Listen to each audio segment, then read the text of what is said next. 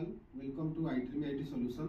हमर आज टॉपिक है मैभेन। मैभेन गोटे बिल्ड ऑटोमेशन टूल जा थ्रू रे हमें कौन करबा हमर जो सोर्स कोड डेवलपर माने लिखुसुंती ताकू नै कि हमें गिटहब रे रखुचे ताकू हमें बिल्ड करिकी ता आउटपुट ताकू नै कि हमें डिप्लॉयमेंट करिवो ताकू हमें जो सोर्स कोड आसुची सेटा ह्यूमन रीडेबल करेक्ट ता माने जे जावा जानिची जे पाइथन जानिची से सोर्स कोड ताकू जानि परिबो और लर्न करके जानि परिबो बट मशीन सेटा को आइडेंटिफाई करि परिबो। तो मशीन को आइडेंटिफाई करियो पहले हमें कोन करबा गोटे बिल्ड ऑटोमेशन टूल थ्रू रे ताकू कोन करिया बिल्ड करबा आ ताकू पैकेज करिकी तार आउटपुट ताकू गोटे जार और वर्क फाइल रे कन्वर्ट करा हो आ से आउटपुट ताकू नै कि हमें कोन करू डिप्लॉयमेंट करू यूजिंग डॉकर कोवर।